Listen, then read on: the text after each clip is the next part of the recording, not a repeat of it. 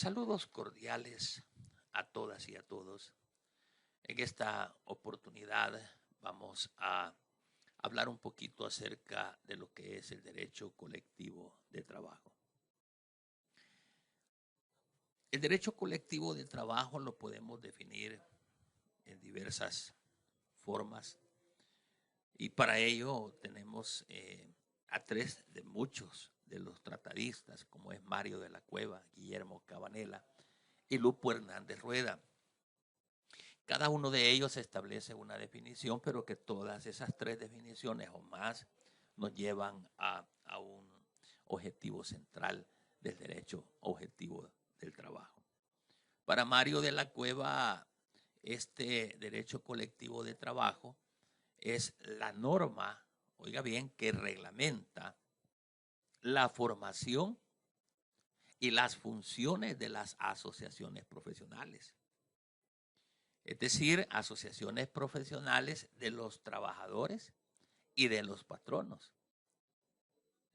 Viendo en ello, pues, las relaciones, observando las relaciones entre ellos y la posición frente al Estado y los conflictos de trabajo.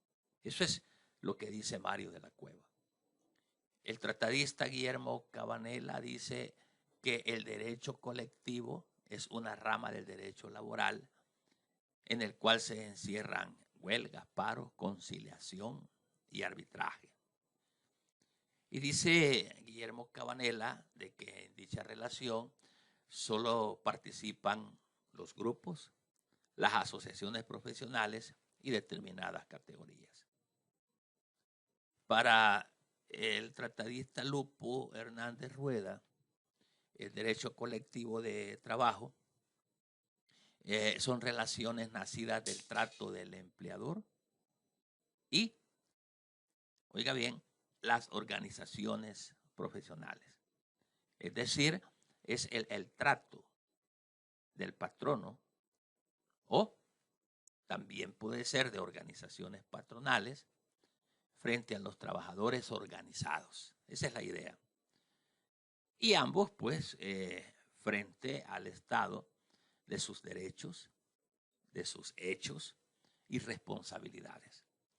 Como podemos observar, tanto Mario de la Cueva, Guillermo Cabanela y Lupo Hernández y más tratadistas definen el derecho colectivo como esa relación de un patrono o de varios patronos o de patronos asociados hacia una colectividad asociada de trabajadores y que estos van a dirimir sus conflictos, todos de carácter laboral frente a lo que es el Estado, mediante pues el cumplimiento de las cláusulas del contrato colectivo de trabajo.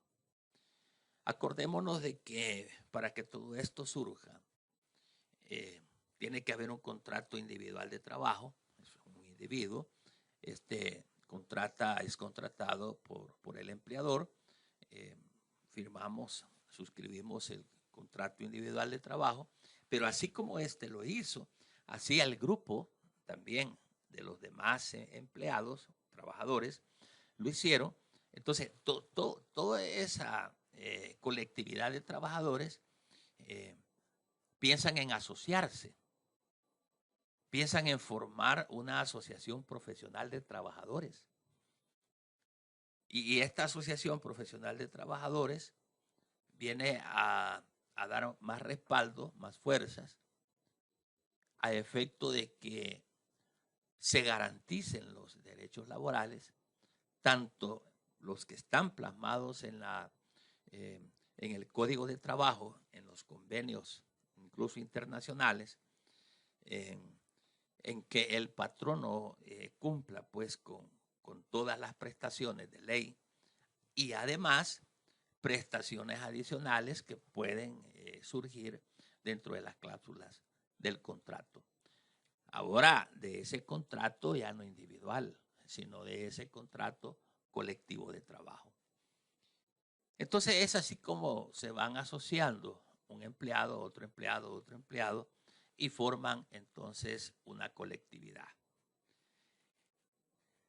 Según la ley, a estos grupos profesionales de trabajo que se han venido organizando, se les conoce como sindicatos. Entonces vamos a definir un sindicato como toda organización o asociación profesional compuesta o integrada por personas que ejerciendo el mismo oficio o profesión, ¿verdad? O también ejerciendo varios oficios o profesiones similares o conexos, se unen para el estudio y protección de los intereses que son comunes entre ellos. Entonces, formado este grupo de personas que se considera, según la definición, como sindicatos, es decir, el grupo de empleados organizados con un fin determinado, entonces tenemos ya la formalidad de una persona jurídica ahí, porque a eso se llega. Es compuesta si no por todos los empleados, la gran mayoría de los empleados, a efecto de resguardar sus derechos laborales que sean respetados y a efecto de que se le dé cumplimiento a los acuerdos que se plasmaron en las cláusulas del contrato colectivo de trabajo. Esto de los sindicatos no es cuestión de ayer, no es nuevo. La ley nacional lo contempla mediante el Código de Trabajo. Las leyes internacionales los contemplan también mediante los convenios de trabajo de carácter internacional, y así es como han venido surgiendo estos sindicatos. Vamos a hablar sobre lo que es la historia del sindicalismo en el mundo y en El Salvador. Fíjese que existen prácticamente dos tipos de historia. Hay una historia oficial y hay una historia popular.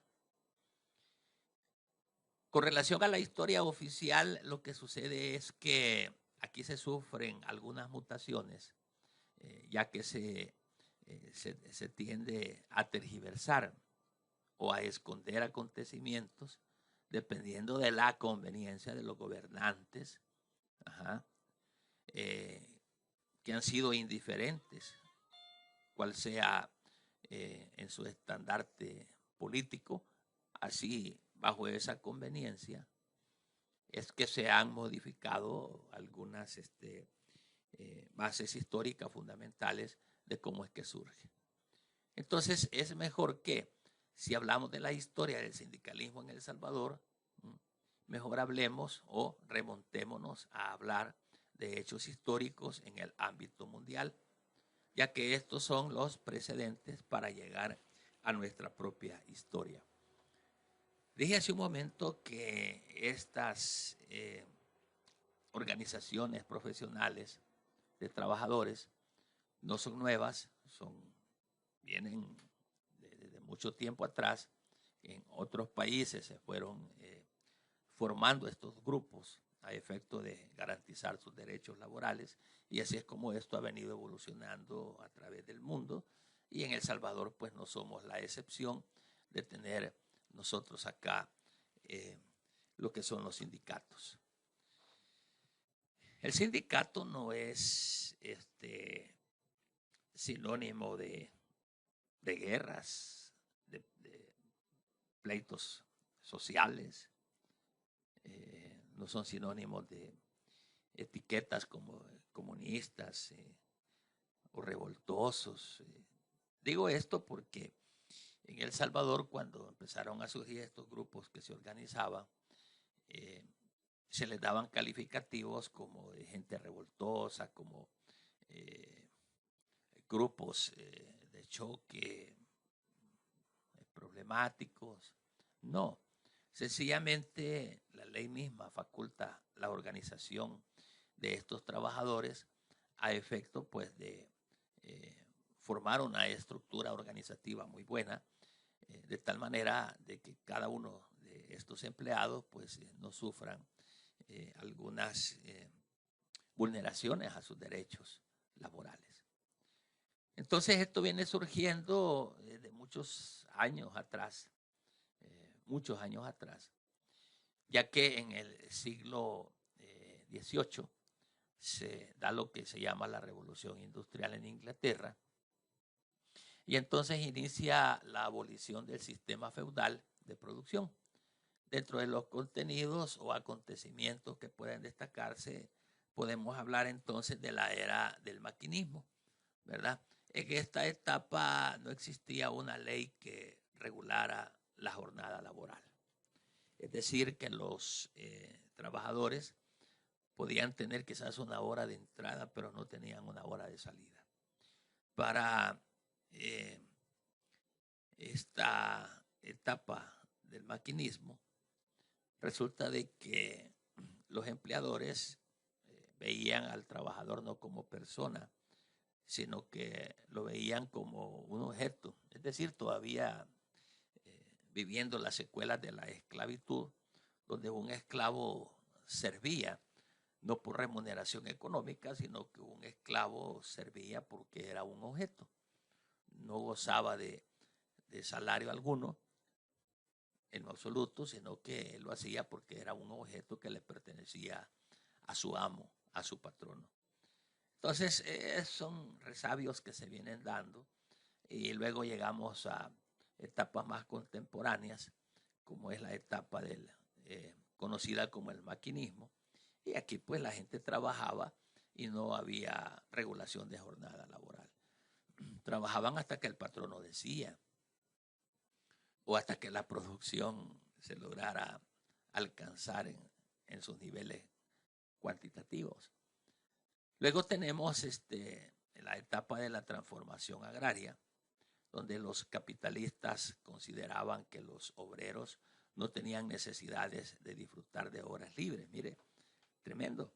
En esta segunda fase, el capital, el patrono, consideraba pues de que los obreros debían de trabajar a todo, dando el máximo hasta donde se cansaban, o si es posible hasta donde se enfermaban o hasta donde ellos morían, pero no disfrutaban de horas libres en lo absoluto, y era trabajo, trabajo y trabajo. Luego entramos a esta fase que es la emigración del campo a la ciudad. El pensamiento burgués decía que al aumentar la miseria aumentaba la prosperidad. Ese era el pensamiento burgués. Entonces, esta situación se daba en relación a que quienes realmente prosperaban eran los burgueses de la época, pero la gente no tenía, no sacaba beneficio alguno del trabajo que realizaba. Luego se da otra situación, ¿verdad?, dentro de estas fases, que habla sobre lo que es el trabajo infantil. Se pagaban mayores salarios en la industria que en la agricultura, y trabajo infantil realmente ha sido y sigue siendo un problema en la actualidad para las sociedades antiguas o contemporáneas, sobre que no hay realmente una legislación que vele en efectivo pues por la forma de elaborar de estos infantes. Entonces, veamos la cuestión en relación a que podemos ir enumerando cada una de estas fases por las que se han venido dando hasta llegar a lo que nos compete en esta ocasión de la etapa del sindicalismo. Los salarios insuficientes no satisfacían necesidades básicas. Había represión por parte de los empleadores. El trabajador se seguía viendo como una máquina, se seguía viendo como no como una persona, sino como un objeto de producción únicamente, pero que el trabajador no gozaba de prestaciones, no gozaba de un salario digno. Ellos se veían siempre buscando necesidades que saciar, necesidades básicas insatisfechas. La represión se daba contra ellos, era gente que tenía que laborar porque realmente había necesidad, pero no es porque ellos satisfacieran sus necesidades básicas como tal, no alcanzaba, ¿verdad? En 1989 en Europa se reprime una gran concentración de obreros. Los obreros celebraban una asamblea de masas. Resulta que ya se venía formando en estos países europeos estas organizaciones de trabajadores en busca de garantizar sus derechos, de mejorar sus derechos, sus prestaciones laborales, sus condiciones laborales. Y entonces por eso es de que ellos comenzaron a organizarse como tal. Y la historia registra que en Europa en 1989 pues comienzan estas, y no es que hayan comenzado ahí, sino que son datos, ¿verdad?, que se dieron. Entonces, dada la represión en 1989, surgen medidas como leyes que suspenden el derecho de asociación y publicación, leyes coercitivas que afectan a los trabajadores. Los trabajadores no tenían derecho a sufragio, no podían votar. Como repito, si en aquellos tiempos un trabajador era visto como una cosa nada más, queda como una máquina productiva únicamente, y carecían de todo este tipo de prestaciones. Entonces, en el siglo XIX se dan algunos elementos característicos, ¿verdad?, que le van poniendo fin a ese sistema. Y aquí vienen las cosas ya cambiando, comienzan las cosas a cambiar. La investigación científica se orienta sistemáticamente al servicio de la industria, la explotación de nuevas fuentes de energía, la electricidad, el petróleo. El progreso tecnológico surge en el campo de la química y de la electricidad. Fueron cambios que se fueron dando, bien sustanciales. Y así como todos esos cambios que se vinieron dando como tal dentro de la industria, el comercio, la producción y todo ello, en 1936, vamos a hablar de Inglaterra, ahí se funda la Asociación de Trabajadores con ideología socialista. Crea la idea del internacionalista proletariado también. Se presenta una carta al Parlamento planteando peticiones, y esta carta lógicamente es rechazada, y en 1839 se decreta la huelga general para tratar de terminar con el capitalismo. Ahí comienzan entonces las primeras acciones que se dieron prácticamente en esos años. Y bueno, dándole continuidad a esto, pues encontramos en Francia que en la revolución, pues la clase trabajadora tuvo una participación sumamente extraordinaria. Ya vemos entonces cómo los trabajadores comenzaron a organizarse exigiendo sus derechos, así como también con las trade unions se obtuvieron varias ventajas, dando ejemplo de unidad, solidaridad y eficacia. También se reconoce el derecho de asociación y el derecho a la huelga, ¿verdad? Entonces, porque a partir de ese momento la huelga deja de ser considerada un delito. Recuerden aquellos tiempos, irnos a la huelga o ir armando un sindicato, organizarse era fatal, era un delito, y por consiguiente, pues hasta con su propia vida pagaban. Entonces los gobiernos conceden derechos a los obreros, aunque sea desaprobado por los liberales.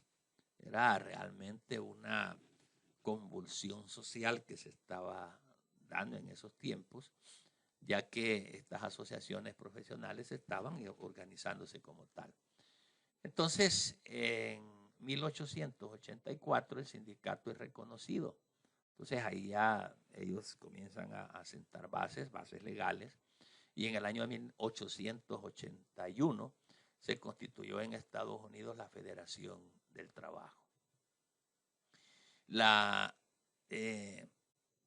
Es decir, se presenta una carta al Parlamento planteando peticiones y esta carta es rechazada. En 1839 se decreta la huelga general para terminar con el capitalismo. Y así sucesivamente se vinieron dando algunas secuencias donde se fue organizando ese conjunto de trabajadores, pero de forma profesional, que es lo que se dio en llamar los sindicatos. Ahora, toda esa historia internacional que se recoge nos sirve de base, de pauta, para ir también conociendo la historia en El Salvador. Y así como se vinieron dando esas organizaciones internacionales y vinieron exigiendo cambios en cuanto al tratamiento, en cuanto a las prestaciones que ellos buscaban laborales, así se fue expandiendo esto y bueno, los estados partes suscribieron tratados internacionales, convenios con relación a lo que es el derecho laboral. Y ahí vamos a comenzar a hablar sobre lo que es la historia también de esto. En 1917 en El Salvador nace a consecuencia de los acontecimientos posteriores a la gran revolución socialista de octubre de 1917 en Rusia, y luego estas sirvieron de motivación a los obreros salvadoreños en el inicio del proceso de organización. Entonces es así como se han venido gestando estas organizaciones profesionales laborales que han logrado un giro muy, pero muy, muy, muy significativo en cuanto a lo que los patronos, los empleadores deben de ofertar y de dar como prestaciones como tal. En El Salvador se ha avanzado bastante en cuanto a este derecho. Sin embargo, todavía hay secuelas y hay ciertas situaciones que todavía se generan, que vulneran derechos a los trabajadores, el derecho a su trabajo, el derecho a su salario, muchos derechos, derecho a descanso, derechos a muchas cosas que los trabajadores tienen que todavía se ven vulneradas hoy en este presente siglo. Se hablaba de algunas maquilas en estos tiempos ya modernos, contemporáneos, que las trabajadoras que estaban ahí pues maquilando eran maltratadas y aún hasta les pegaban, según algunos testimonios que salieron a luz. Entonces estas organizaciones precisamente se dieron para evitar que se siguiera dando o acrecentando este cúmulo de vulneraciones a los derechos. Entonces, hablar de sindicato a nivel mundial o a nivel de El Salvador, esto traería o pudiese traer en la mente un sinónimo de revolución, un sinónimo de conflictos, de pleitos. Pero no es cierto, no es así. Hay que ir cambiando prácticamente el chip, hay que ir cambiando la idea de esto, de tal manera de que, bueno, nacional e internacionalmente los obreros tienen derecho a organización. Y ahí surgen los sindicatos, estos se inscriben, alcanzan la personería jurídica, ya lo vamos a ver más adelante con detalle.